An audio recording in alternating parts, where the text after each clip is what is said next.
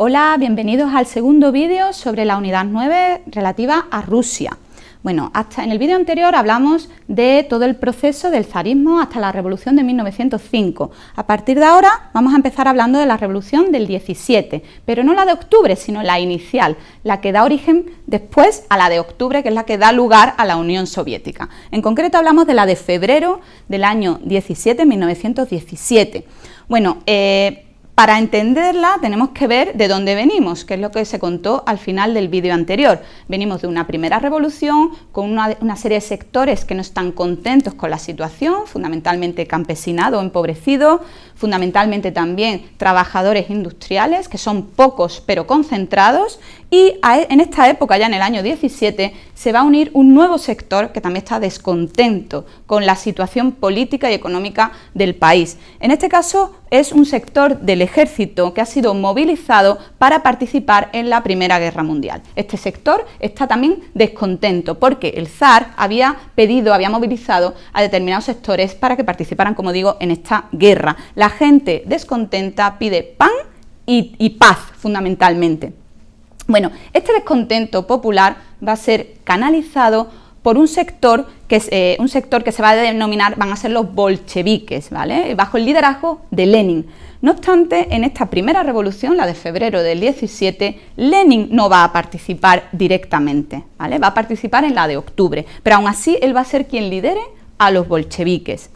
Y entre tanto se va a producir la revolución de febrero del año 17. En esta revolución, donde participan, como digo, tanto los sectores del ejército como los campesinos y los trabajadores, sin liderazgo por parte de Lenin, tras ella Nicolás II va a dejar el poder y entonces se va a crear un gobierno provisional encabezado por la izquierda moderada y los conservadores, donde los bolcheviques no van a tener cabida. Este gobierno provisional va a apoyar que Rusia siga participando directamente en la Primera Guerra Mundial. Por tanto, determinados sectores, fundamentalmente los bolcheviques y fundamentalmente el sector del ejército, va a seguir muy descontento con la situación.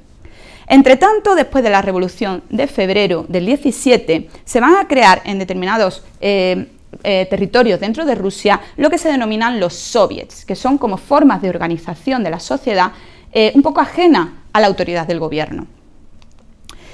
Tras esta revolución de febrero, que tuvo como consecuencia, como digo, que Nicolás II se va del poder y por tanto cae el zarismo y la creación de un gobierno provisional donde los bolcheviques no están representados, entre tanto va a producirse la llegada de Lenin de su exilio en Suiza Lenin va a viajar de Suiza a Rusia y entre tanto va a redactar lo que se conocen como las 10 tesis de abril de Lenin, ¿vale? Estas 10 tesis suponen una revisión de los planteamientos marxistas para, digamos, aplicarlos a Rusia, al contexto ruso. Sería llevar la revolución marxista, la revolución comunista de la que hablaba Marx, al contexto ruso, un contexto que, como todos sabéis, fundamentalmente campesino, no un contexto industrial, como era el contexto en el que se basó Marx para pronosticar la llegada del comunismo, sino un contexto mayoritariamente campesino. Por tanto, todo eso implica una revisión del marxismo para atraerlo por parte de Lenin, para aplicarlo a este nuevo contexto, ¿no? Al contexto ruso. En esas 10 tesis de abril, Lenin fundamentalmente lo que viene a decir es que todo el poder tendría que ser para los soviets y que además habría que acabar con la guerra imperialista, la Primera Guerra Mundial, a la que él denominaba la guerra imperialista, ¿vale? Bueno, entre tanto, justo antes de la Revolución de Octubre va a ocurrir un hecho importante y es que el gobierno provisional en un momento dado, bueno, se va a producir una pequeña insurrección dentro del gobierno y el primer ministro, Kerensky, va a pedir apoyo a los soviets, va a pedir que los soviets le apoyen en contra de esta insurrección.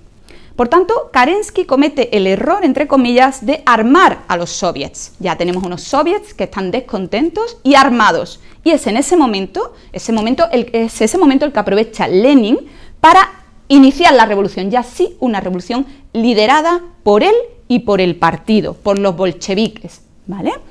Esa revolución liderada por el partido, sabéis que se aleja ya en este punto de la revolución según el marxismo, según, digamos, los preceptos marxistas, porque la revolución para Marx tenía que ser una revolución espontánea, ¿de acuerdo? En la Revolución de Octubre se produce la ocupación del Palacio de Invierno por parte de los bolcheviques y la caída, por tanto, del gobierno provisional que hasta ese momento había, desde la Revolución de Febrero estaba gobernando Rusia. Inicialmente los bolcheviques, cuando toman el poder, una vez que entran en el Palacio de Invierno, plantean que Rusia tendría que salir de la Primera Guerra Mundial, no tendría que participar más. Plantean también que todo el poder tendrían que asumirlo los soviets. Plantea también, ¿no? Inicialmente plantean que las tierras tendrían que ser para el campesinado y, por otro lado, establece una asamblea constituyente y que para crear esa asamblea constituyente tendría que haber unas elecciones previas. Pero en esas elecciones el partido bolchevique no va a obtener los resultados deseados, los resultados esperados. Por tanto, ¿qué van a hacer luego los bolcheviques? Pues los bolcheviques rápidamente, una vez que ven que no obtienen esos resultados, lo que hacen es abolir la asamblea constituyente.